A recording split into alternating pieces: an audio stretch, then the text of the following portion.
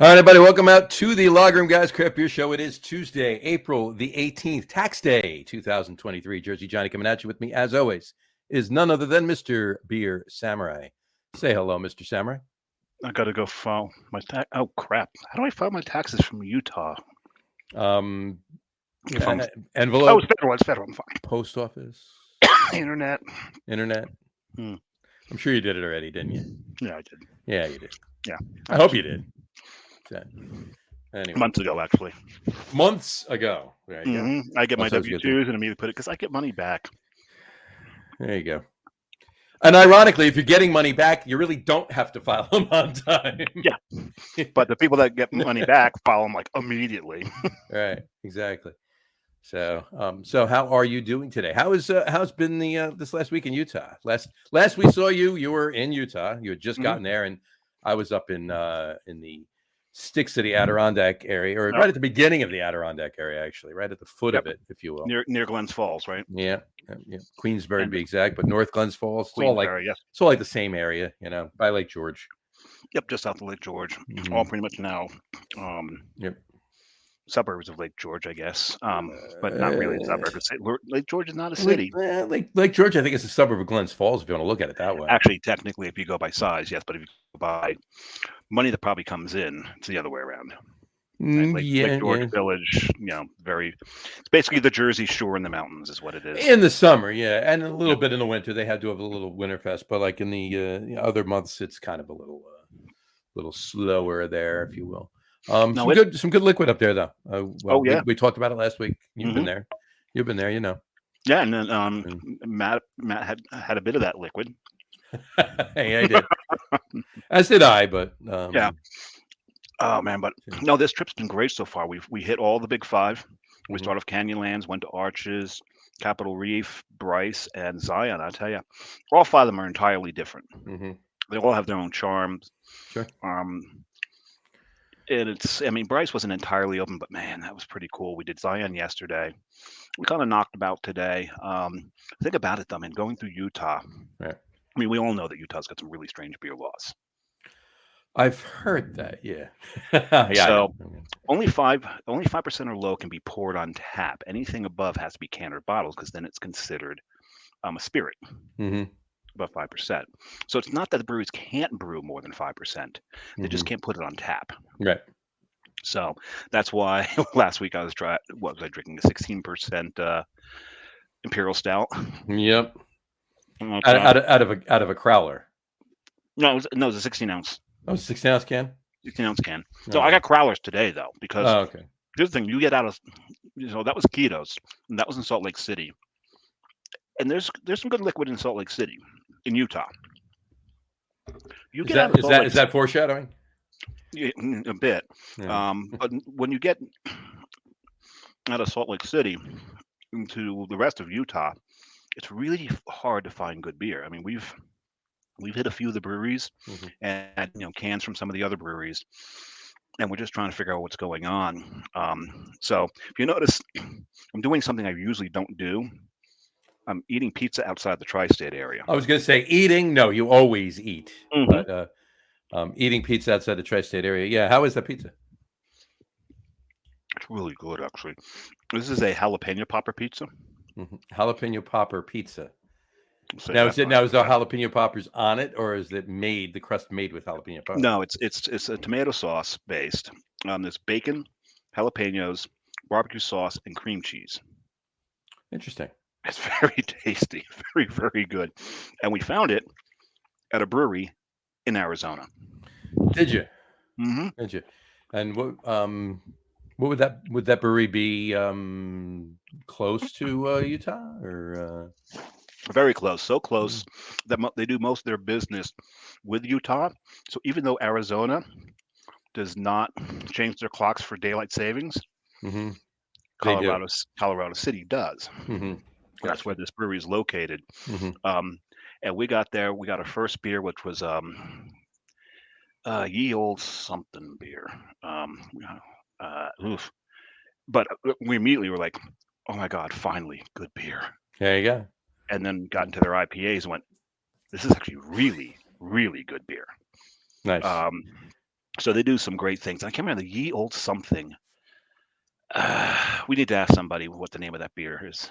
I talked to the owner. Well, bring him on. All Bring right.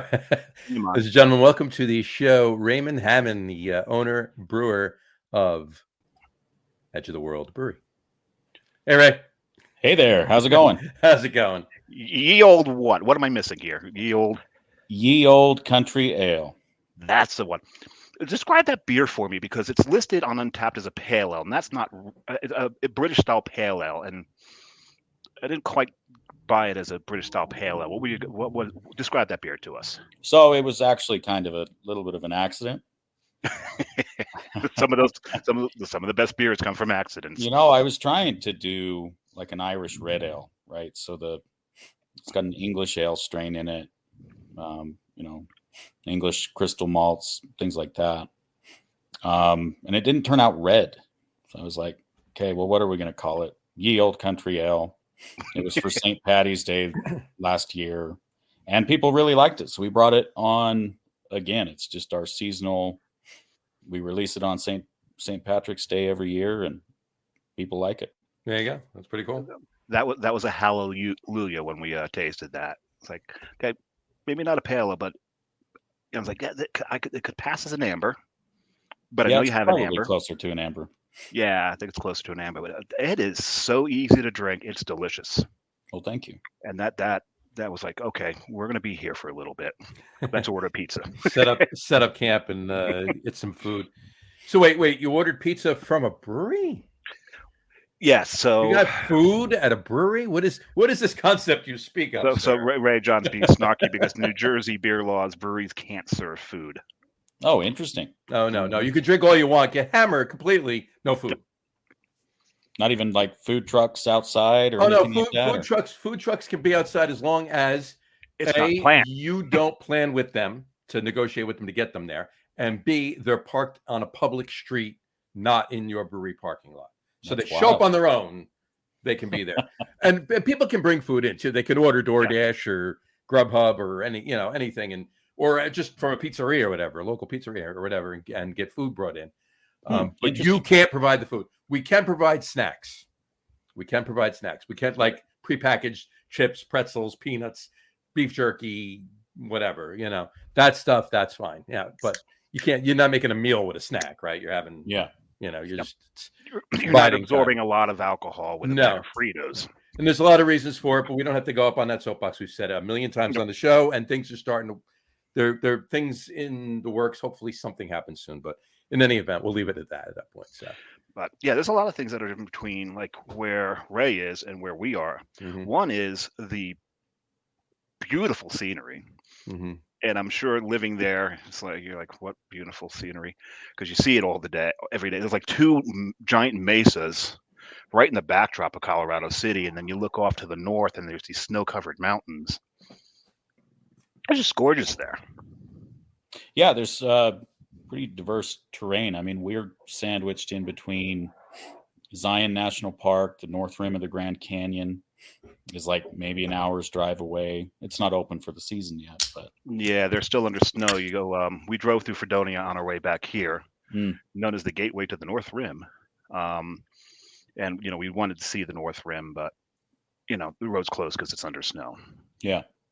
But yeah, the Grand Staircase Escalante National Monument is pretty close. Lake Powell's pretty close. So yeah, a lot of our traffic is folks. Bryce isn't that far. I'm sorry? Bryce isn't that far. It's not that far away. No. Nope. Yeah, it's just amazing out here. It's landscape that people from the East Coast have never seen unless they've come out here. You got to come out here. It's something else. And what's really neat about this time of the year is you get down to the desert where you are. And it was kind of a little cool today. It was about 60 degrees, 65 degrees today. In Zion yesterday was 80 degrees. And here we are. I'm looking out the doors here, and I'm just seeing snow covering the hills here. We're at about 50 degrees right here. So it's if it's too cold for you, just drive 45 minutes, and it'll be nice and hot for you again. Yep, that's right. Say if you don't like the weather, move. There you go. Here you don't have to move that far. Anything you want, from skiing, snowboarding, all the way to trekking through the Grand Canyon. Yeah. Oh, but the ATVs that we've seen around here, and there's sandboarding in Coral Pink Sands State Park. You can rent a board, wax it up, and go down the dunes with it. There's amazing mountain biking too. Gooseberry Mesa is maybe 10 miles away. So we had a lot of mountain bikers too. Oh, wow. And probably your normal cyclists coming in there in their unitard uniforms and their little painter cap thingies. And we love them. Some might be orange. That's it's a reference to one of our frequent guests who became an avid cyclist. Exactly. And orange is the new black for him. So, in any event. So what? Before we continue, really quick, Samurai, what are you drinking? Oh, so while I was there, I mean, like I said, we fell in love with the beer. Mm-hmm. So much so, you know me. I like to buy shirts and glassware, but I'll only buy shirts and glassware if I really like the product. And here we go. I'm already. I've got the where it is. This right here. Yeah, looking good. Yeah, Colorado City, Arizona. There's probably something on the back, but I'm not going to turn around because I can show the logo on this piece of glassware right here that hopefully will survive the flight home. And I got a couple crowlers while I was there. This one's interesting. And Ray and I talked about this one a little bit, mostly with Mandy. This is the Pog Sour. Oh, yeah. Was it pomegranate, orange, and guava? Passion fruit, orange, and Passion guava. fruit, orange, Passion and fruit, orange, and guava. Ah, that explains it. Okay, I'm like, why am I not getting pomegranate? Because I heard wrong. You were so focused on the pizza that you forgot to listen to the fruit that was in the Pog Sour. Oh, my God. This is really good. This is real. We had that discussion about how we're not particularly fans of over lactosing a beer. Yeah. There's no lactose in this. I don't use it. And we praise you for that. I have before, one time. But it was kind of interesting because we added it to our porter for some reason. Just pastry porter. Experimental. And that it outraged some of our regulars.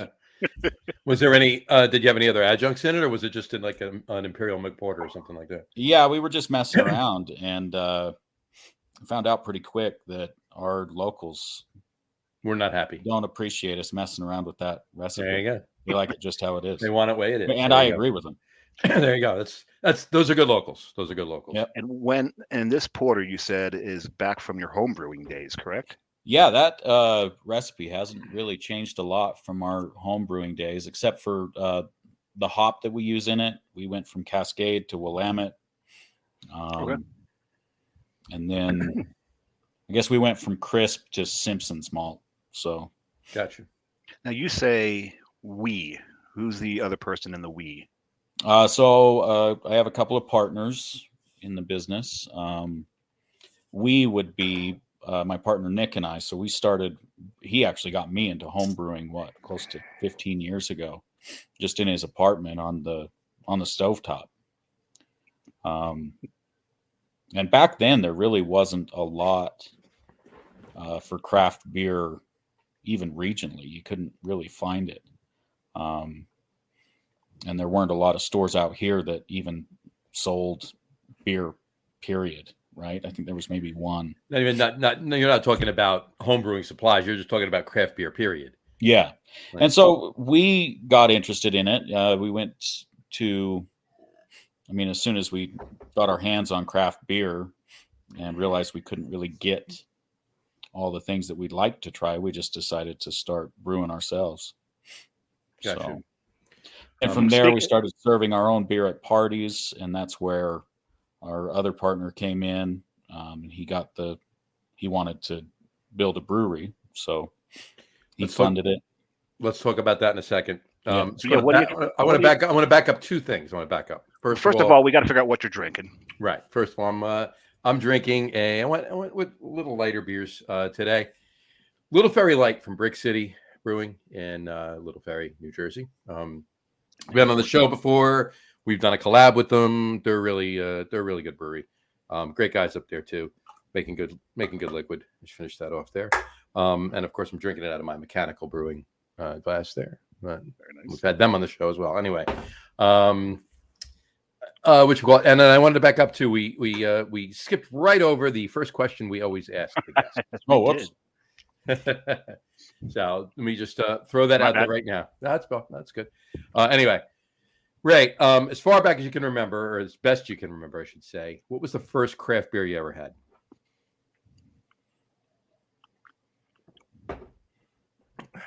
I think it was Devastator from, is it Wasatch Brewing Company in Salt Lake? Yeah, I think there was. I can never keep straight which is Wasatch and which is Squatters. Yeah, I think it was Wasatch. I think it is Wasatch. Yeah, it's like a double bock or something like that. That's a good beer to start with. Yeah, that's awesome. So, awesome. All right, let's go back to where you were. Okay, so now you're home brewing. We're going back 15 years. You're home brewing, doing gallon batches or so on your stovetop. And who was it with you that you're doing the home brewing with? This is my partner, Nick. Nick. Okay, so you and Nick. And then how long did you do that before you brought in the third guy and wanted to open the brewery? Oh, we'd probably been homebrew for about 2 years. And then from there, he decided he wanted to open a brewery. But there was a long period between then and actually opening because there wasn't really a lot by way of space, like available real estate, and we weren't really sure. Like the city council at the time here in Colorado City was not super workable, so kind of deterred us from getting started. But ultimately, we did. Get it up and going. About how long ago was that? I was going to say. Oh man, there was probably 10 years. 10 years ago. Yeah. Was that an objection to alcohol being created in the town from a religious point of view, or? Yes, that's what it was. And we didn't realize at the time that in Arizona, although they do have you go to the local governing board, their decision isn't really binding unless they have, certain objections, like if the applicant for a liquor license is a criminal or something like that. But absent something like that, the state will grant you the license. Interesting. Because Jersey, it's the municipality that grants the liquor license. Yeah. And I think in Utah, that's the municipality grants the liquor license. The state grants the brewer's license in New Jersey. So okay. The brewery license still comes from the state. The municipality grants the liquor license, but there's still state paperwork that has to be done with that. You still have to do ABC checks and everything else. But it's more on the municipal level when it comes to, restaurants and bars, packaged liquor licenses. But when it comes to the actual brewery license, there's variances and things you have to meet and so forth with the town that you're in, but all the licensing and everything else comes from the state. Yeah, in Arizona, I think really the only local hurdle is just making sure that it's zoned correctly. So, yeah, and you're in like a little mini mall area. Yeah. So it was already zoned, so you didn't have that issue. There you go. That's awesome. All right, so you physically opened Edge of the World 10 years ago, or you got started? No, we actually, and it's kind of sad. Our 5th birthday just rolled right on past, and we didn't even do anything for it. We've been so busy. So you do it now. But yeah, 5 years as of I think March 31st. Really? Yep. So you're well, happy birthday. Yes, absolutely. And this last show that we did, I drank the 5th anniversary beer from Kitos. Oh, so you guys have been the same amount of time as Kitos has. Nice. Yeah, those guys make good beer. Okay. Yeah, they do. So, it took you about 5 years to open, basically. Yeah, more or less. All right. There's a brewery just opened in New Jersey last weekend that took them almost 8 or 9 years, but there's a lot of other reasons for that too. So, but they're finally getting going too. But hey, you know what? When you finally open, that's what it all boils down to, right? That's the day. That's you're happy for. You get going, and you can get that facility open, get the tap room open, and so forth and so on. So, yep, that's what you got a key on. Cool. All right, I'm going to let Dave. I'm sure you got 30,000 questions that you've been thinking about since you've been at the brewery. So, how about it? Well, and this is a lot of this interests John as well, because we talked about the size of your brewery. You said it was 6 barrel. Yep. Correct. Tell us about the startup, how you got started, the difficulties, and also how did the community embrace you? Yeah, so when we started out, we were actually brewing in the tap room space on one of those Sabco Brew Magic systems. Roll it in, roll it out. Yep, rolled it in, rolled it out. We had like a fermentation room that we kind of tried to keep temperature controlled, and we just couldn't keep up at all. The other thing is we were allowed to supplement on our taps with other Arizona microbreweries. So, we started selling more of other people's beer than you did of your own. Yep. How big a system were you rolling in and out to brew on? Was it 20 gallons? Oh, that was it. Half a barrel. Wow. Yeah. I mean, looking back, it wasn't very fun, but one good aspect of it is it gave me the opportunity to roll through a lot of batches. So I appreciate that aspect of You're able to cut your teeth on a lot of different styles and get them out in front of people and see how they flew and, throw it against the wall and see what sticks, so to speak. Exactly. Right? Yeah. And then 2020, we bought a new 6-barrel system, and we got all the tanks in the building, and we got shut down for COVID. Yeah. Yep. So you said 2020. I'm like, oh, that's one of those timing that year. The timing was not very good. We were shut down from the middle of March, and we were able to open 4th of July weekend of 2020. Were you a new 6-barrel system? Now you were able to open as far as pouring in the tap room or just selling beer out the door? So we were allowed to be open legally, I think maybe a month after that, with limited seating, but we had to put that whole system together. So it was kind of me just cobbling things together with no budget because we had no cash flow at the time. It wasn't until about July that I was able to get everything put together. Wow. Well, it was a real DIY project. Yeah. So it sounds so you're the brewer and plumber as well? Yeah. Well, yeah. Well, that's how it works. That's every brewery. One of the great things is we brewer, janitor, plumber, a hardware store right next door. Done. So I can walk to the hardware store. It's probably the very best thing about that location is if I need something, and you know how going to the hardware store is. Like if I had to drive as many times as I have to walk over there, I probably would have quit by now. A long time ago. And how many special orders they have to do for you? They've been pretty good at least having something that I can cobble together. But between them and Amazon, get her done. Yeah, exactly. Yeah. Exactly. So you switched to a 6-barrel. What system you bring in? So the brew house itself was Colorado Brewing Systems, which is now it's gone out of business. It fell victim to COVID, unfortunately. And it's kind of an interesting system because it's brew in a basket. So you mash in the basket and then raise the basket, drain the grain bed, sparge. I kind of do a light sparge on mine. So your grain out is just lifting the basket out of the the wort. There you go. Yep, that's right.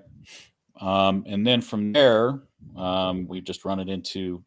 So that's the other thing is it's a dual 3-barrel system. So it's got 2 3-barrel vessels, and I have 2 6-barrel fermenters and 2 3-barrel fermenters. The cool thing about that is I can do 2 separate 3-barrel batches. So do an amber and a porter, So it gives you the ability to get some variation on your taps a little bit easier. Oh yeah, absolutely. And then on our big selling beers, we can run them in 6-barrel batches, just do the same recipe back to back. Mm-hmm. So it's pretty nice, pretty versatile that way. That works. Awesome. What are some of the what are some of your flagships, some of your staples that you're doing right now?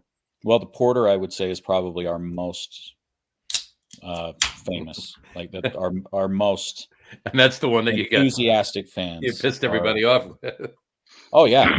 I mean, one time when we were on the old system, not only did I add lactose to one, but got the brilliant, like they sent me a sample of like this raspberry flavoring. So we were like, okay, let's throw it in a porter. Yeah, right. Chocolate porter, raspberry, boom. They almost lit the brewery on fire for that. Oh, jeez. That's funny. That is pretty funny. The irony. But yeah, the locals kind of drive, like they've been active participants in the development of some of these beer recipes, so you can thank them. That's pretty funny. You gotta love that, though. You gotta love when they're that passionate about your liquid, that they almost make it their own. Yeah, and it was the first business in town to serve alcohol. Really? Yes. You mean from the tap or sell it entirely? Sell it entirely. Because I know. So actually, no, that's not right. There may have been one, but sell it from the tap for sure. Because I know that before we got there, Carrie and I went into Bees, and I'm going through Bees, and I'm looking through their selection of beer there. I'm like, okay, yeah, I could live here. They've got a pretty decent selection, for a grocery store in this town that not a lot of people have heard of, and this is a beautiful grocery store. It really is. Yeah, they put that in probably 2 or 3 years ago, and it's been great. Yeah, we went there looking for squeaky cheese. We found the squeaky cheese, and squeaky cheese. Squeaky cheese. It's actually cheddar cheese curds. Oh. Did you find the bar upstairs? I know that we saw the bar upstairs. Yeah. We're like, no, we're going to the brewery after this. We're not going to the bar upstairs. There's a beer garden up there. Is that right? Yeah. They've got a coffee house in there. They've got what's the chicken tenders place. It's like a little fast food joint in there. Oh, that's an Arctic Circle. Arctic Circle. Never heard of them. Yeah, I think it's a Western. Sure. Yep. But yeah, burgers, shakes, that kind of stuff. Wow. Oh yes, I saw a banana shake. I almost got a banana shake. But yeah, that's a neat place. But you're but you would have been the first who served on tap then, right? Yes. You're prior to that beer garden. Yes. That's in Colorado City. So yeah, I'm because we're a border town. I mean, the brewery is maybe half a mile from the Utah border, and so the community extends into the state of Utah. It's Hilldale, Utah, and Colorado City, Arizona. Okay. I do believe that there was one, like a restaurant that served alcohol back in the 90s, on the Utah side, but in Colorado City, we were the first. So there's the caveat. It's funny because you've got a very, very, like you said, your porter is the porter. It's an amazing porter. Love that porter. That's going to be the next beer I drink, actually. I got Pog because we didn't really have Pog. We got a taste of the Pog in the brewery. So I want to get a crowler of that to officially drink it. We've got the porter. But in that region, the big porter is Polygamy Porter, right? Yes. Utah. That's like probably one of the most famous. It's probably the most famous beer that's come out of Utah is Polygamy Porter. Yeah. Mostly because the way they bill it too is hilarious. The write up behind it. Yeah, they beat me to it by a lot. So, but the write up, like you can't have just one. I mean, it actually gets a little worse than that, John. I wish I could find it. I know that I know I sent it to you guys, along with, because we were at where were we? We were someplace in Moab, and they had a write up of the beers, and like it was 3 beers that just said this is a Kolsch, it's a light beer. Amber, it's malty. Porter, it's dark. That's what the descriptions. And then they got to Polygamy Porter, and it's the whole description that the brewery puts out for Polygamy Porter. It was hilarious. I can't remember. I'll have to find it. Yeah, you have to find that. That was so funny. That's great. That's funny. So what? Where were we talking about? You said the porter. That's probably the main one that everybody's. Yeah, and then from there, like our biggest sellers is the lightest beer. That's a pseudo lager that we make. I run unitanks. I don't have any bright tanks. I built my brewery. Basically, we demolished an office and put the brewery in there, so it's like a brewery in a closet. Mm-hmm. Super confined space. So no room for bright tanks, anything like that. So we do a pseudo lager, and our amber, I would say, are our top sellers by volume. And then the hazy. They drink a lot of hazy. John, I found the description for Blue Give Me Porter, and you almost nailed it. Yeah. I think you did. It says, "Why just have one? Why just have one?" Right. A smooth, chocolatey, easy to drink brown porter that's more than a little naughty. Take some home to the wives." It's pretty funny. There you go. Yeah. Anyway, polygamy porter. Gotta love it. But I gotta say, his porter is it's a lot better. Gotcha. No offense to maybe all offense to Utah beer, but like I said, Salt Lake City's got some damn good beer in it, though. Gotcha. Yes, well, they do. Well, again, that's a little bit more foreshadow. We're going to talk about that in a little while coming up. But earlier I'd asked, there was any way you could, find a way to get some of that back this way. Unfortunately, they only do. So when are you going to can other than Crowlers? Are you going to distribute at any point? Yeah, we've been talking about that, and we're trying to decide how to do it. I put in some additional refrigeration space, so I think that I could justify a little bit, just like regional self-distributing type of stuff. But hopefully, at some point, we can get a bigger system. And now, distribution rules and laws there. Would you only be able to distribute within Arizona? Or would you be able to distribute across border into Utah? So we could distribute across border into Utah. It would there's an application process for the state of Utah. Oh, and I believe Utah allows breweries to self-distribute. Right. Yeah, I mean, so we wouldn't have to get picked up by a distributor necessarily. That's always a plus. You don't want to have to pay that middleman. And that's a big plus, definitely. Because either you're taking too much of a hit or your consumer's paying too much. Mm-hmm. Yeah, one of the two things is going to happen. So that's huge. That's great. I'm gonna say my second beer. Now, I was out at this brewery 3 weeks ago. What's interesting is this brewery actually came up in conversation with a couple of other customers in Edge of the World today. Believe it or not. There you go. Oh, I was out of this brewery a few weeks ago. I was actually at the brewery. It's been probably the fourth or fifth time I've been out there. The space is really cool, and as soon as I say it, you'll know why the space is really cool. I mean, it's not like really nicely appointed and everything else. It's cool because it's the oldest friggin' brewery in the United States. All right, and that's Yuengling. They made a premium lager. So I wound up, bringing a can back because I wanted to have it at some point on the show, and I figured since I'm going with lighter beers tonight, and two of them were 12-ounce cans, I'm like, screw it, I'll do it. I'll have it tonight. But is it the best Pilsner I've ever had? Certainly not. And I'm sure Dick Yuengling would probably say the same thing. But their malt bill is corn based, and that allows the Brewers Association to recognize them as a craft brewery. And they're the second, they're number 2 when it comes to distribution as far as craft breweries go. Number 1 being Boston. Number 1 being Boston Beer Company, right? Sam Adams. But yeah, there it is, the Yuengling premium beer. So like a throwback can kind of thing they did. Yeah, it almost looks like Schlitz, doesn't it? A little bit, right? Yeah, no, Schmitz. Schmitz, yeah. Snazzy. A little bit of a throwback kind of a thing. It's decent. I mean, it's almost like a cross between a golden ale and here I didn't put the thing up here. It's almost like a cross between a golden ale and a cream ale. Because you're getting a little bit of that corn in there, so it's gives way to a little bit of a cream ale kind of flavors. But it is light enough to be a Pilsner though, flavor wise. So it's odd. So cross a Pilsner with a golden ale and a cream ale, and that you have what I'm drinking right here. So right in your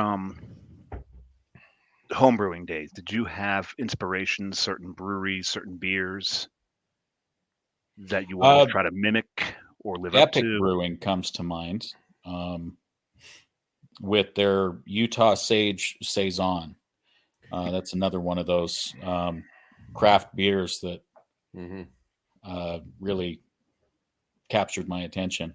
And we do a couple different saisons that are kind of inspired by that, where we use herbs. A lemon sage saison, which is a seasonal that comes out in the summer, which is quite popular. A lot of people like it. In fact, I just last week had people asking when we would have it on again.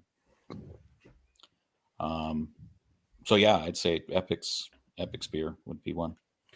Yeah, they're more foreshadowing. We'll talk about them in a little bit, but never had the opportunity to get. I haven't been to Utah, but never had the opportunity, obviously, to get to Epic in Utah. But I have been at Epic in Denver, and yeah, spent a little extra time there while I was there, so that was pretty good. But yeah, when Ray and I was talking, I said, yeah, Epic can probably flatten you, but if I ever went to Avery, I'd have to live there. You need a forklift to get me up after going through their catalog. They almost last time I was at Avery, they almost did have to forklift me out. Fortunately, I have decent food there too, so I was able to soak up some of what I was drinking with the food. So get those carbs in. Exactly. To soak up the alcohol carbs. Exactly. So, cool. What's on the horizon for? Let me go get my second beer. Hold on. Go get your second beer. I'll start with that with Ray. Short term, like event wise, what are you doing this year, kind of thing? What's beers you're releasing? Events might be you're attending, you're having at the brewery. Anything fit into that? Yeah, we've got a couple of things that we're working on with a few local businesses. We want to do like a little street fair with some of those businesses that are near the brewery. I've been working on, like I said earlier, getting some more refrigeration space, some more kegs. One of the issues that we have is I can't keep all of my standard beers on tap at the same time because we run into a bottleneck with our kegs. So once we get past that, I'm going to get back in the brew house and get a little bit more experimental, which I'm super excited about.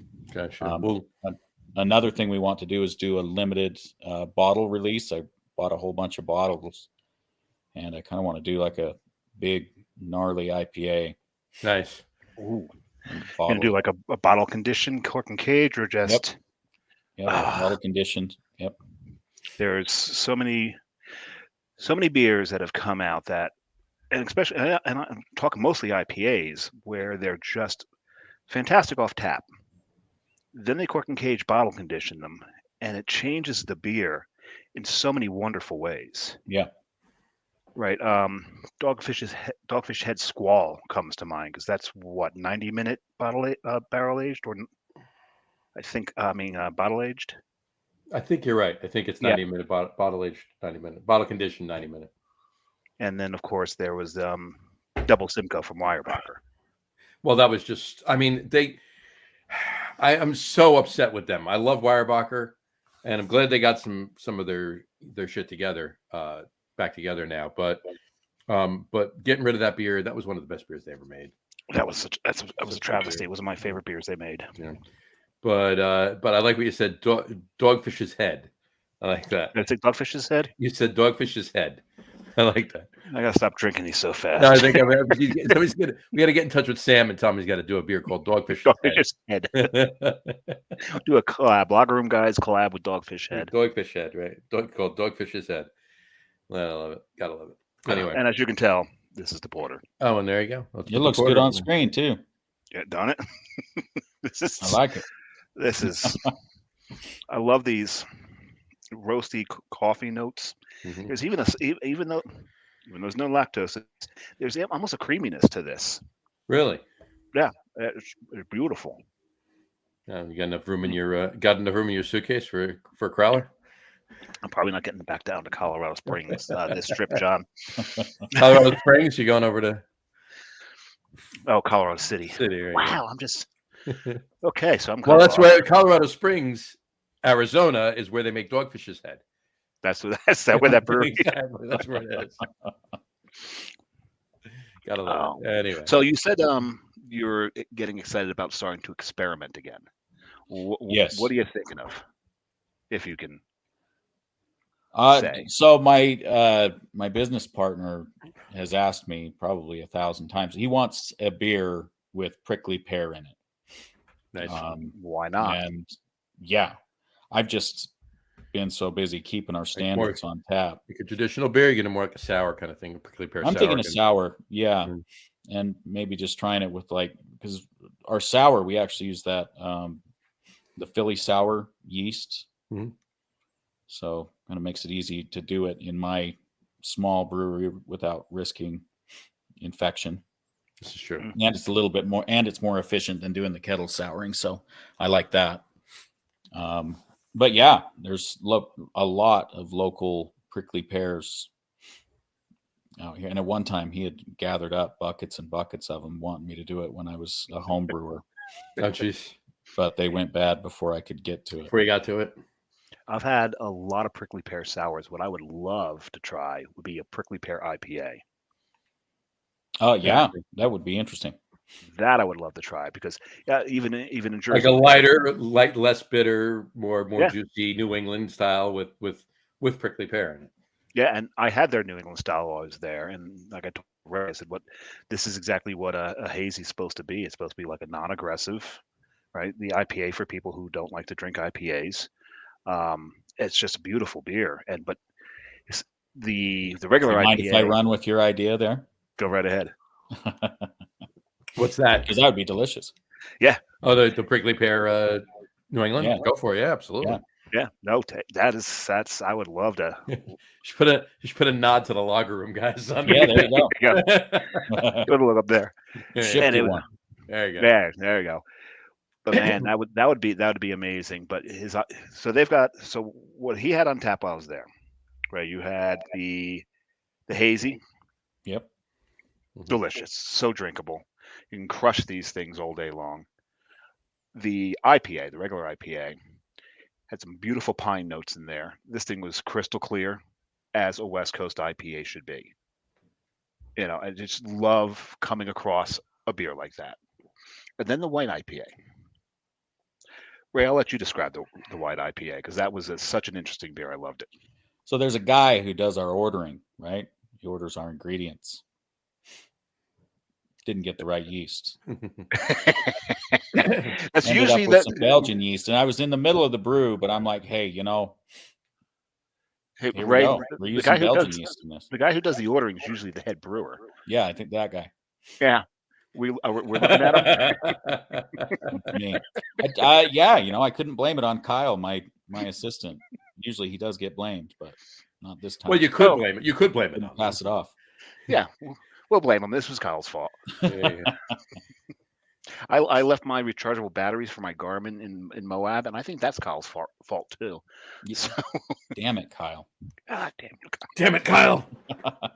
So there's a Belgian yeast in a West Coast IPA.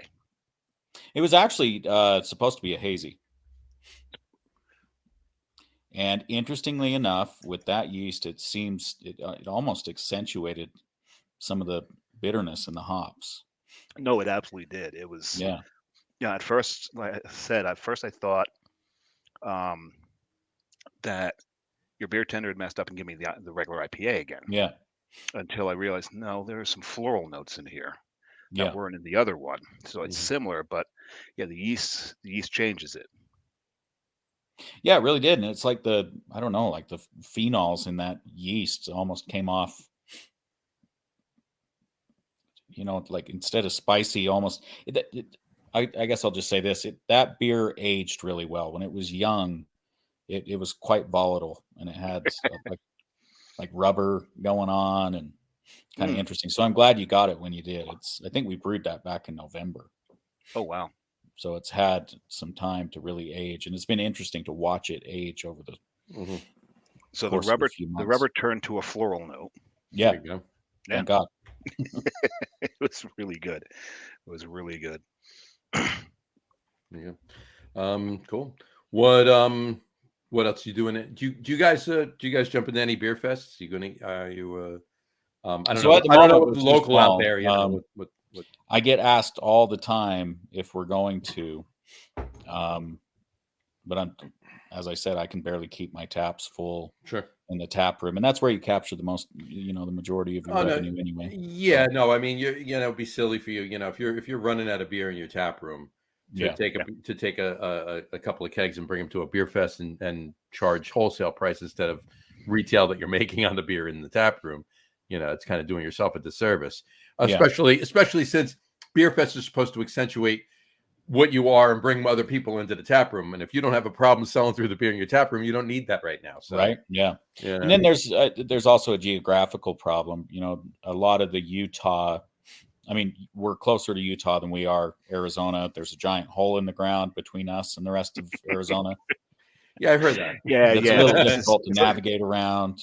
Yeah, this ditch that they haven't managed to fill in yet. Yeah, it's the country's biggest pothole. Yep.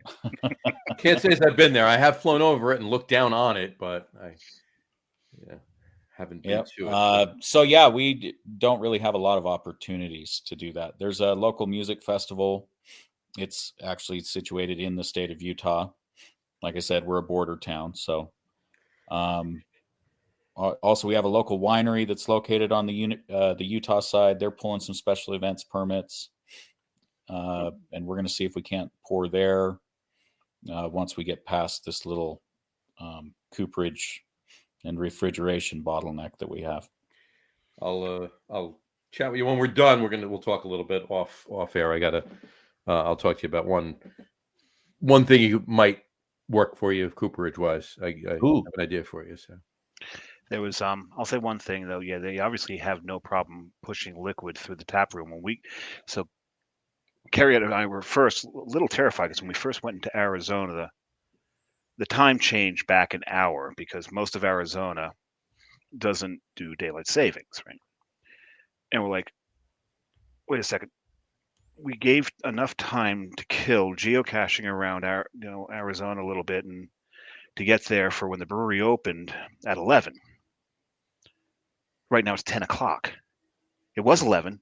Now it's 10. What? So, and then we pull into Colorado City and it was 11 o'clock again. Because Colorado City, they work on Utah time because most of their business is done there. So that was really neat. But by the time we got to the brewery, after finding our squeaky cheese at Bees, we get to the brewery. Is the squeaky cheese something that you and Carrie call it, or is squeaky cheese no? It's Colorado City or Utah? No, it's a Utah. I think it's a Utah thing. It's called squeaky cheese. Squeaky cheese. So I swear to God, like that's squeaky when you take a bite of it. I mean, I know what cheddar cheese curds are, but I've never heard it referred to as squeaky cheese. Can you see that? Squeaky cheese. Yeah, I believe you. Vinny's Farm squeaky cheese. It's right there. But we leave there. Like I said, we get to the brewery. There's already a couple there, a couple at the bar. That's already 2 beers in. And then while we're there, a whole bunch of people came in. Ray was in and out. Ray, did you ever get in contact with the cowboy who was looking for your spent grain? Oh, is that what he was looking for? I thought he was looking to sell me grain. No. He's looking for your spent grain. I think to feed his cows. Oh, yeah. We're sitting. This guy. There's a long line for that. Well, it's funny because Carrie looked at me. He's like, "What did he want?" I'm like, spent grains being fed to livestock is a long tradition in the brewery world. This happens everywhere, even in Jersey, where you don't think we have a lot of livestock. A lot of the grains go towards some of the farms and all that. So, yeah, that's what he was looking for. But yeah, my spent grains actually go to my brother and my cousin, and they raise American Akaushi or Wagyu beef. Really, and it's really, really good. Beautiful animals, beautiful meat, lovely marbled. Oh man, we've had so many hamburgers. We haven't had one steak while we're out here, though. We may have to do that. Really? You had no steaks out there? No. And the thing is, I'm starting to feel bad because I've seen so many cows. And they're just like, and actually there's one, where were we coming through? We're coming through Emory, Utah, and we saw this one cow that actually terrified us. It looked like the Arnold Schwarzenegger of cows. This thing was I say beefy without meaning it to be a pun. Beefy. This cow was so beefy. This cow was ripped. I swear to God, this thing was ripped. Was it standing up and flexing, or No, just the way he stood, like, and he looked at us, and Gary's like, "Can we move? He's scaring me." It was he had no horn, so I don't know if it was a bull or not, but he was an intimidating cow. I'll send you a picture of him, John. Did take a picture of him. So you know what I'm talking about. You did take a picture of him. You're going to go back by and take a picture of him. No. I'm not going through Emory again. There's really no reason to go through Emory, unless I need to file my nails. There's no reason to go through Emory. I see what you did there. Yeah. No. We're taking 89 up to, I think, 15, and then heading up that way. So we'll bypass. I was going to ask, where's your Airbnb? You said there's snow outside. Oh yeah, we're in Alton right now. Oh. Alton's just north of Glendale, which is just north of what was Carmel Junction. Yep. Right. So that is a beautiful drive up 89. Oh wow, it is really something else. I think I've nearly crashed a few times just looking at what's going on outside the windows. Yep. Not paying attention to the road. It's difficult because you want to see. And we went to Bryce, and driving up 89 on the left side, just as you get close to Alton, there's Hoodoos right there. Yep. It's like, you don't need to go to Bryce see Hoodoos. They're right here off of 89. Right there. You mentioned Red Canyon, or like over there? It's near Stout Canyon, I think. Okay. And I'm like, Stout Canyon? It's not near Red Canyon. It's near Stout Canyon. Is it anywhere near IPA Canyon? No, I'd much rather be in Stout Canyon. You know me, John. I'm not a huge IPA fan. So ordering 3 different IPAs in your brewery, Ray, is really uncommon for me. Very uncommon for him. Is it? Yeah, I'm not. I've been over IPAs for a long time now. Especially the hazies. He's been over IPAs for such a long time. Ask him what his number one check-in of beer is. It's a session IPA. I told Ray about that while I was there. Which we call it. You're mentioning spent grain and everything else. A lot of people put spent grain in pretzels, in the pretzel dough. And it's actually really tasty. Harpoon does it up in Boston all the time. And those pretzels, they're soft pretzels. They bake them right there. They're fantastic. They're fantastic. But while I was out in Pennsylvania, I actually bought a bag of these sourdough craft beer pretzel rings. They're fantastic. I'm literally just going to have one little half because it makes a lot of noise. You don't want me crunching on the show. So I'm going to mute my mic while I eat it. But it could be worse. It could be my mic back at home, John. True. You could hear me digesting it. Mm-hmm. I've got a really sensitive mic. That's not too bad, John. It's not that crunchy. Oh, you muted yourself. I see. He was kind. So, but let's talk a little bit about the kitchen, Ray. Because how does the kitchen do for you? Because I saw a lot of food coming through that window. Mandy putting out a bunch of baskets of tater tots. Yep. I saw some nachos go out. I saw a whole bunch of pizzas. Man, this pizza's so good. Yours included, right? Well, thank you. Yeah, so we that's actually a separate company. Okay. And we inhabit the same building. So it's kind of an interesting, like I said, back in the beginning, there wasn't a lot of options for real estate. So obviously we wanted food. So it made sense to build it there. Yeah, it's not the largest of towns. And I guess, is there like limitations as far as how far out they can build? At that point, a lot of the real estate was just occupied. So okay. Gotcha. It's a different environment now. So yeah, it's the one thing in where we're from. If you see a blank space, you know that you can build into it or buy it to build into it. Out here, you see a blank space and nothing on it. You know that somewhere along there, attached to it, many acres, there's probably cows roaming in it, and we'll eventually get over to there when they deplete the grass in the other section. And every square inch of land is probably owned out here, even though it doesn't look that way. Right. Yes. A lot of agricultural land.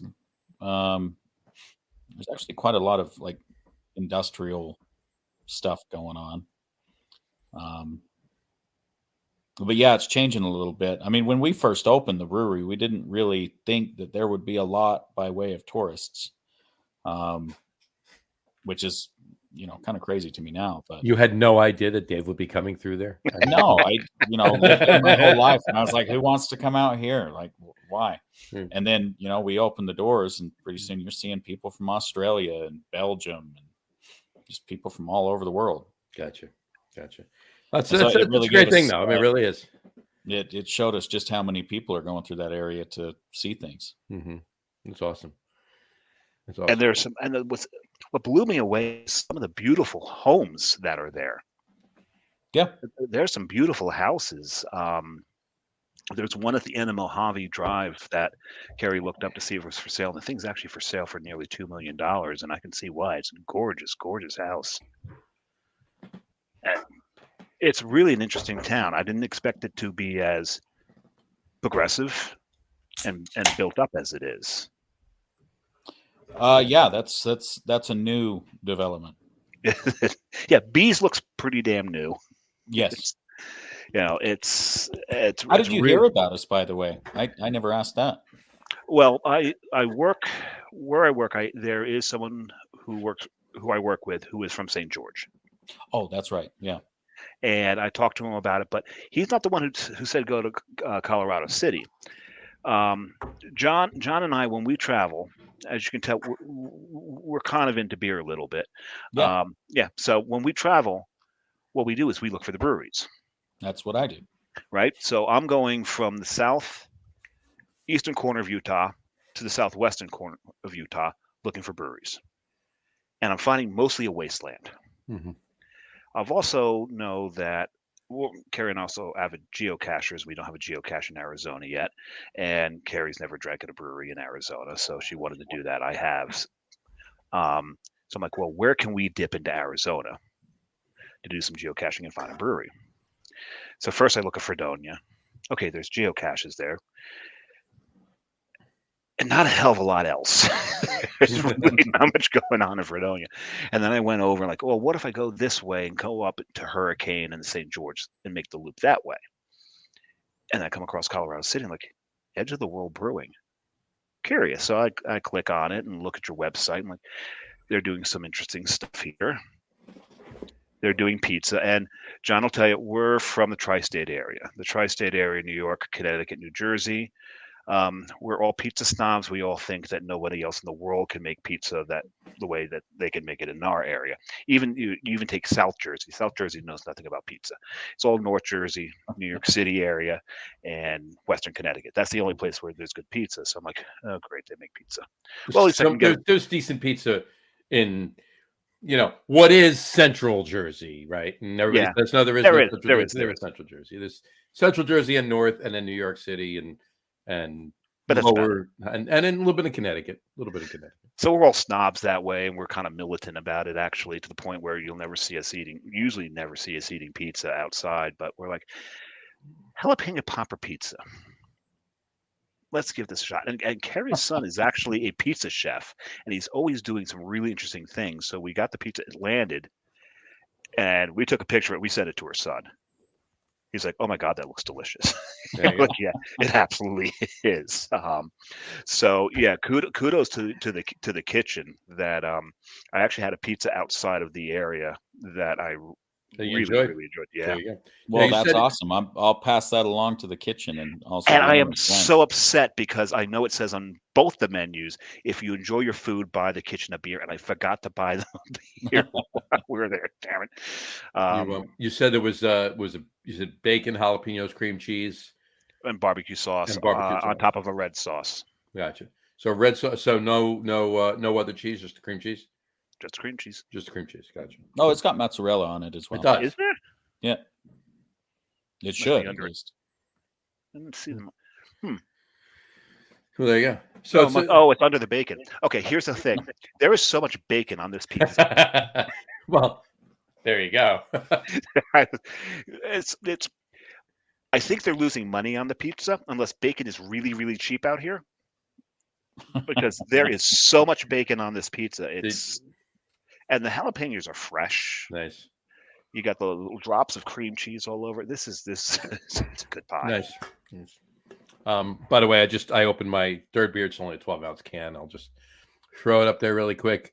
I picked it up. I was out at the brewery the other day, hosting a trivia night. I do every couple months out there. River Horse Brewing out in Ewing. They did a couple German styles. So this is Otto. It's a German Bock style lager. So it's not bad. It's pretty tasty. Yeah. Probably not as tasty as my pizza. Probably not. And since I'm getting hungry, screw you. Anyway, because I mean, for you guys it's 6:00. For me, it's 8:10. So that is true. There you go. Cool. So we've been foreshadowing for most of this hour when we talk about breweries in Utah. So why don't we just get to it? What do you think? The top three? The top three list tonight. Are we there? Oh, why not? I'm here. I'm right here. So tonight's top three list, and as we say, and we'll just let Ray in on it. We do a top three list, Ray, because for two reasons. One, when we first started the show 3 years ago, for the first few weeks, it was just we're coming up. Yeah, this late August, early September is gonna be 3 years. Wow. But first several weeks was just Dave and I. I told Ray it was 2. No, we're coming up with 3. So it's just Dave and I. Prohibition was 1933, the repeal prohibition. So we're paying homage to repeal prohibition. 1933, 3 and 3, 2 3s. Me and Dave, top three. You're over explaining it. We get it. Yep. And then the other reason why, thanks for pointing that out. Yeah. Make sure I knew what you were saying, right? The other reason was if a top 10 list would be too long, since Dave and I seem to usually wind up sneaking 5 or 6 things into a top 3 list anyway. So. But anyway, tonight's top 3 list is top 3 favorite Utah breweries. Top 3 favorite Utah breweries. Let's kick it off with Ray. Let's start with the guest. 3-1. 3-1. Go for it. I want to do it actually. Okay, I'm trying to think of who I want in the third spot, but I'd say let's go with Epic for 3. Mm-hmm. And then Fisher Brewing Company in Salt Lake City. Ooh, we got to add that to the list. Fisher is awesome. Fisher was actually a brewery in Salt Lake City pre-Prohibition. Really? And then they resurrected it. They do a lot of great beers there. And then number 1 is Templin Family Brewing Company. It is absolutely beautiful. Templin? I love all of their beers. Every time I go to Salt Lake City, I go there. Templin, John. Templin. Yep. As a matter of fact, was the hottest thing on my radar for this trip. 2 days from now, tomorrow we're spending the day in. Oh, we're getting UPS delivery. Like in a dirt. How did you order out there? I don't know what's going on here. Look, I didn't know they came out here. But we're doing state parks in St. George tomorrow. But the day after that, we get back up to Salt Lake because Friday we're flying out, and I like to be close to the airport the day before. So we'll get up there early enough that we'll check into the Airbnb, and then we are making a beeline to Templin. Okay. And that was always planned. And a beeline. And the funny thing is, I don't know what he's doing. Why is he coming to our door?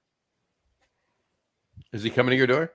Did you order something? The UPS driver's delivering something here. What did Kerry order?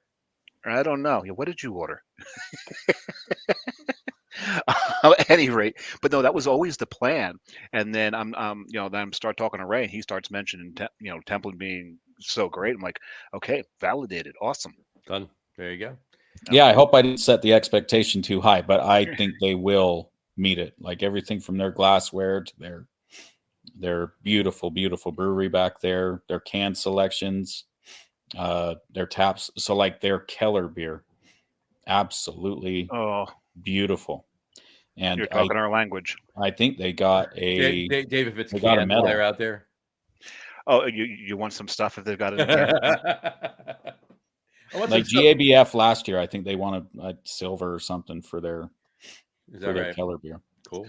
Yeah, anybody who wins a gold at GBF, I get a little suspicious that someone's been paid. But a silver, then I start paying attention. There you go. Anyway, all right. So, Epic, Fisher, Templin. There you go. Samurai, give us yours. You would think I had time enough to think about this, right? I thought you did. I've not, and there's so many that we've got on our radar to hit. So this list will change. And you were just there last year too. So it's not like you didn't go anywhere. Yeah. Oh no, but we drove. I was with my son who doesn't drink. Right, so, but you did go. So yeah, and there was one in Utah, and you think I would have looked it up before the show, but we got back to the brewery real quick, and this was up in like Ogden or something like that. I don't remember what it is. I know Roja's in Roja, something like that. I only have. I'll echo Epic. The first beer that I had when I was here last year was the German Pilsner from Epic. Was it like Pfeiffer Noose or something like that? No, that's a cookie. It was Snickerdoodle. Yeah, Snickerdoodle. There you go. It was, so I'll echo Epic, but I'll as my third. Echo Epic. Yes. I gotta put Proper in there. I do like Proper. I think they're an underrated brewery. They make a hell of a burger. Damn, they make a hell of a burger. They just 2 months ago, and it's funny because John knows how I plan my trips, how I research my trips, and the day before we left, I'm going over everything again. I'm like, Proper Brewing in Moab. How did I miss that? Well, because they only opened two months ago, and I did the planning for the Moab area 4 months ago, so they weren't even there. So 2 months ago, Proper opened there. The best beer we had so far on the trip. That's not true, because my number one brewing is where we went to right after we landed, got our luggage, got the rental, and we went to Ketos Brewing. Ketos was my number one so far. I've still got a few others to go to. I want to hit Policy Kings up in Cedar. As you mentioned, Templin Family Brewing. There's a couple of other that are on my list that I can't think of right now, but right now my favorite brewery in Utah has got to be Ketos, and that's 2 I's, John. 2 I's. 2 I's. KIITOS. That is correct. Mm-hmm. That'd be these guys right here. Mm-hmm. This last night, this was my sleep aid. This is their Imperial Barley Wine at 15.6%. Imperial Barley Wine. Like a barley wine needs to be imperial. If we stop in, maybe I'll grab you one. I don't know if I like you that much. Considering you forgot something big yesterday, but that's beside the point. I did not. What are you talking about? What? I mean, I know what you're talking about. What do you mean I forgot? I get the text. I got nothing from. I'm gonna break your phone when you get home. I texted you 3 times yesterday. 3 times I texted you yesterday. Wait a second. I may have you blocked. Hold on. For you many good think reasons. I wouldn't text you for your birthday? You pain in the ass. I was hurt. Actually, no, I was more hurt that my oldest son still hasn't texted me. Oh, well, I mean, you get used to that. I mean, yeah, a little rat bastard. So I saw my son the other day for my birthday, which is in 2 weeks, but we did it the other day. I'm still waiting from last year for him to say happy birthday. My younger son got it in, 13 minutes under the wire? There you go. 13 minutes under the wire. My daughter, on the other hand, 8 in the morning, her time. 8 in the morning, her time. So she's now favorite child. There you go. Ray, do you have kids, Ray? I do not. No. Good for you. There you go. That's why you can operate a brewery. Yeah, all three of them were down the other day. We did it the other day. So John, your top 3 from you. My top 3. Well, I'm going to make this. We're going to preface this with the fact that I told Ray immediately, like, John only knows 2. No. I know plenty. He's only had 2. I've only had 2. I've never been to Utah, and I've only had 2 Utah brewed beers. All right, so they're obviously 2 of my. I'm not going to put them in any order. Epic, of course. I've had plenty of Epic here in Jersey, and obviously out at Epic in Denver, in Colorado, right? And Uinta. So I got to leave it at that, because anything I put on there is only going to be based on what I heard the 2 of you talking about right now. So, and to put in any, you know what? My third one's Templin. There you go. There you go. Done. That's a solid lineup. And Uinta, it's the first time we've mentioned them. This whole podcast talking about this area, Utah, and all that. First time we've mentioned Uinta. It was interesting because 2 of the most well-known breweries out of Utah, especially in Utah, are Wasatch and Uinta. They're both named after mountain ranges, right? Yep. Yeah, one on either side of Salt Lake City. The valley that Salt Lake City's in, framed by those 2 mountain ranges. There you go. So, absolutely. So those are my 3. All right. Let's back up a couple things. Top of the show, we blew right past it. Dave. Oh yeah, we did blow right past the fact that, John, I've got a question for you. Actually, no, I'm going to ask Ray this question. Yes, Ray. Ray, have you ever heard of velociraptors? Oh yeah. Oh, my job's done then, because today is Velociraptor Awareness Day. Happy Velociraptor Awareness Day. Awesome. There you go. See, he's aware of them. Make sure that people are aware of velociraptors. That's what today's about. And what's I'm interesting glad is I found that out before the end of the day. and what's interesting is in this region, the one of the big predatory dinosaurs was obviously the Utah raptor. Right, that was found here. That's why it's named the Utah raptor, because that makes a lot of sense. But yeah, it is Velociraptor Awareness Day. We really should lobby for a Utah Raptor Awareness Day, I think. I think so. Well, I mean, we lobbied for the Log Room Guys, International Log Room Guys Day. No, we didn't lobby for it. We just announced it. Right? So, yeah. Well, that was our lobbying. That was what it was. There was no lobbying involved. It was like, this is this, and the story. Right. And also, happy National Animal Cracker Day. And you said you had something to say about this. Yeah, I did, actually. What are you for or against? No. Is it a political thing? It's not a political thing at all. No.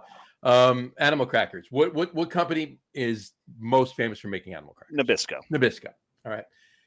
Until they closed the facility a few years ago, where did most, not all, the majority of the world's animal crackers come from? New Jersey. Fair Lawn, to be exact. Fair Lawn, yeah. Fair Lawn. Right on Route 7. Right on Route 4.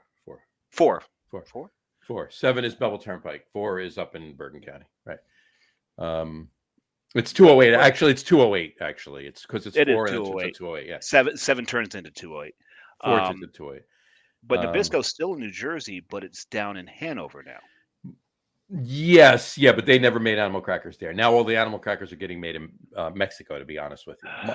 Mondelez bought Nabisco out years ago. Okay, so they kept. Then why is there not a chupacabra animal cracker? There should be a chupacabra animal cracker, but there's a chupacabra beer that was released today.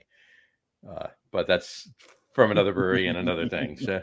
Oh God, that's got to be Bolero. Of course. Is there lactose in it? Well, they're back in the cow game. It's chupacabra, right? They've discarded with the joke of the goat puns, and now they're back to the bull puns. So. And Ray, you almost saw the shirt today, because I actually did get the shirt. They changed the name for April Fool's Day to Bah Laro Snort. Bah Laro Snort. And it's a goat rather than a cow, but it's all cow puns. But in any event, so the animal crack. Oh my God! So to finish it up, the animal crackers forever. The majority of the world's animal crackers were made in Fair Lawn, New Jersey, at the Nabisco plant, and I lived in Fair Lawn for 13 years, 12 years, and from late I night. know how long you've lived in other places, right? Yeah. Just not as old as me, though. Okay. Yeah. So, whatchamacallit. And my kids grew up in Fair Lawn and everything else. And I mean, you could walk out pretty much any night of the week just walk outside your house and go smell cookies and smell cookies. Mm-hmm. And it was wonderful. There was great when they were making the Oreos. Oh yeah, animal crackers, Oreos, and Ritz. Those were the 3 things that were made at that plant. Now, just dip back down the other side of the industrial area that it was in is Liam Perrins. So on occasion, you smell Worcestershire sauce too. So that really wasn't. Wait a second. You can say that? Worcestershire. That's impressive. Worcestershire. It's one of the 3 hardest things to say on the planet. I'm sorry. Worcestershire. I was wrong. I'm sorry.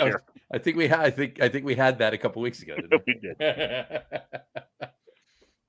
But in any event, so there you go. That was my soapbox for Animal Cracker Day. So, cool. All right. What's coming up? What any other announcements you want to make this year for this year? Coming up. Anybody that's coming out there or that's watching this, rewatching this, listening to this on any of the audio feeds. Anything you're doing coming up? Do you want to get people out by you? For me. Yeah. Yes. Yeah, no one cares what I do. I mean, nobody really gives a damn what Dave's doing. He's tried many times to let them know what he's doing. Area, swing on by. We try to keep the beer good, all of them good all the time. So, and definitely have that jalapeno popper pizza. Oh, yep, it'll still be on the menu. And if you don't have that, we were torn between that and the meat lovers. Oh, that's the one I go for. Oh. That's my go-to. That's your go-to. I looked at that and the thing is wow, that's a high caloric intake right there. So we ordered the jalapeno popper pizza with all that bacon on it, which was probably just half a calorie less than the meat lover. I was going to say between that and the cream cheese on it, you might as well just get one of each. Now you got leftovers. Well, we were thinking about doing a half and half on that, but we don't know if you could do that with the specialties or not. But man, it was good. It was good either way. So. Cool. All right. Dave, you have any other anything? The only thing I can say, if you've not been out to southern Utah, the hell are you waiting for? Man, it's gorgeous. There are so many things to see out here. The animals we've seen out here. Mm-hmm. Okay, now I know in Ray's world and all the people out here oh my God, we saw bighorn sheep, and we can't get them out of the damn road. Get them to move. And all the things we see that you guys see on a regular basis, probably nothing. Nearly ran over a prairie dog. Whereas, people from our area are oh my God, a prairie dog. And you're yeah, those things are nuisances. They're like squirrels to us. They have no idea which direction they want to go on the road. So you wind up hitting the things. It's just, but yeah, you come out. But the cool thing we did see was got to see California condors nesting in Zion. So I think even to the people out here, that's got to be something pretty damn cool. It is cool. Yeah. That is, considering that as an endangered species, and they think there was 2 adolescent ones, and they think because the male is sitting in the nest, they think the egg finally hatched. They think they've got another baby. Then they hatched another condor in Zion. So we've seen some really cool stuff out here. The terrain is broken and varied, and broken in so many good ways and interesting combinations. The colors of the hills, the cliffs, it's stunning. It's really, really stunning. This has been brought to you by the Southern Utah, Northern Arizona Tourism Board. Pretty much. I could be a spokesperson for them if I could speak properly. But it's beautiful out here. And yeah, if you come to Southern Utah, if you make Colorado City, Hilldale your base, there's a winery in town, obviously the brewery. I've heard of the brewery. It's good. We're going to be working on a distillery as well. So, wow, nice. Oh, very nice. And what spirits are you going to aim towards? Whiskeys, vodkas? So yeah, we just started it. So we're starting the permitting process right now. But whiskey, gin, vodka, rum. I'm going to try to do all of it. Gin, you're talking John's language here. Now, when John said if you have anything on the horizon, that would have been the time to mention. Yeah, that would have.